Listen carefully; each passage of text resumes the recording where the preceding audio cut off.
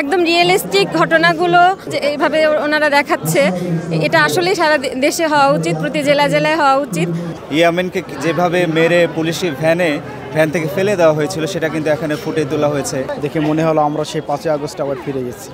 বাচ্চা কাচ্চা সবাইকে নিয়ে চলে এসেছি, ওদেরকে শেখাতে এসেছি দেশপ্রেম। আমার কাছে তো পুরো আয়োজনটা অসাধারণ লেগেছে কয়েকটা কারণে। একটা হচ্ছে যে এটার যে ইনোভেশনসগুলো ছিল, তাদের যে সৃজনশীলতা, বিশেষ করে শহীদদের এবং জুলাই বিপ্লবকে চেতনাটাকে বা জুলাই বিপ্লবের স্মৃতিগুলোকে ধারণ করবার যে প্রচেষ্টা, বাংলাদেশের ম্যাপ, তারপরে ফ্যাসিবাদী আমলের যে বর্বর প্রতীকগুলো ছিল, আয়নাঘর সহ বাকি এগুলোকে তারা যেভাবে তুলে ধরেছে, আমি মনে করি যে এটা একটা অনবদ্য কাজ হয়েছে, একটা ব্যাপক কাজ হয়েছে। এবং এটা এই জুলাই আন্দোলনের 1 বছর পূর্তিতে আমি মনে করি যে এটা একটা বেস্ট একটা এফোর্ট ছিল সাইমন শিল্পী গোষ্ঠী। জুলাইয়ের স্পৃহাকে আমরা আবার একটু নিজেদের মধ্যে জাগ্রত করতে বাচ্চা কাচ্চা সবাইকে নিয়ে চলে এসেছি, ওদেরকে শেখাতে এসেছি দেশপ্রেম, ওদেরকে শেখাতে এসেছি যে দেশের জন্য যারা শহীদ হয়েছেন তাদের স্মৃতিগুলো দেখাতে এসেছি। একদম রিয়েলিস্টিক ঘটনাগুলো যে এইভাবে ওনারা দেখাচ্ছে, এটা আসলেই সারা দেশে হওয়া উচিত, প্রতি জেলায় জেলায় হওয়া উচিত। বাবার সাথে আসছি আর আমার আম্মু আর আমার আপু, আমার অনেক ভালো লাগতেছে। আমি এই যে আয়নাঘর দেখছি, পরে আবার আবু সাইদ দেখছি, রিক্সা দিয়ে যে নিয়ে যায় ওইটাও দেখছি। যে শহীদদের যে মানচিত্র এখানে দেখলাম, আমি খুবই অভিভূত যে এখানে বিভাগ ভিত্তিক শহীদদের কিছু তালিকা এখানে তুলে ধরা হয়েছে এবং এখানে শহীদদের যে কিছু বর্ণনা, কবর দেওয়া হয়েছে, মানচিত্রটা করে করা হয়েছে।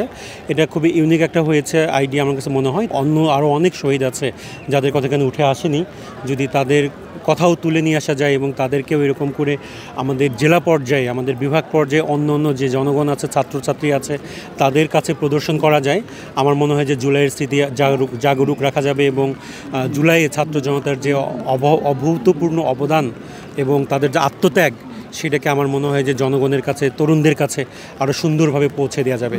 তো এই জনটা মূলত পুলিশি যে নির্যাতনের চিত্র সেটাকে ফুটে তোলা হয়েছে। বিশেষ করে ওখানে শহীদ ইয়ামিনকে যেভাবে মেরে পুলিশি ভ্যান থেকে ফেলে দেওয়া হয়েছিল সেটা কিন্তু এখানে ফুটে তোলা হয়েছে।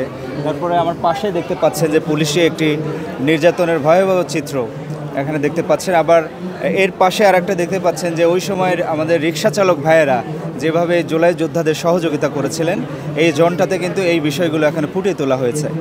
তো সাইমুমের আয়োজন বরাবরই ভিন্ন থাকে।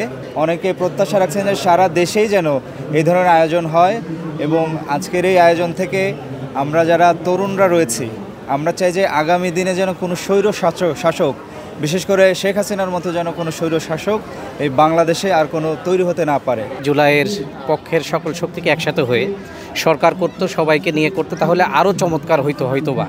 তারপরেও আমার কাছে খুবই ভালো লাগতেছে সাইমুম যেটা করছে, এটা এক কথায় অসাধারণ এবং আমাদের দৃঢ় বিশ্বাস সাইমুম সহ অন্য যারা জুলাইয়ের শক্তি আছে তারা এই কাজগুলো অব্যাহত রাখবে এবং আগামীতে আরও বেশি আমরা এই ধরনের এই বিষয়গুলো দেখব এবং যার মাধ্যম দিয়ে আমাদের দেশপ্রেমকে জাগ্রত করব। দেখে মনে হলো আমরা সেই 5ই আগস্ট আবার ফিরে গেছি। আর এটা নতুন প্রজন্মকে দেখা প্রয়োজন। বিগত বা সামনে যেন কোনো সরকার বা কোনো স্বৈরশাসক আবার যেন না হতে পারে, এই ডকুমেন্টগুলো আমাদের হৃদয়ে অঙ্কিত হিসেবে থাকা উচিত। আপনারা জানেন যে যাত্রাবাড়িতে সর্বোচ্চ প্রতিরোধ হয়েছে ফ্যাসিবাদের বিরুদ্ধে এবং এখানে সর্বোচ্চ ত্যাগ স্বীকার করেছে। ওখানে আমার একটা ছাত্র ডাইরেক্ট, তার নাম ছিল মেরাজ, ওরটা আমি দেখতেছিলাম ঘুরে ঘুরে।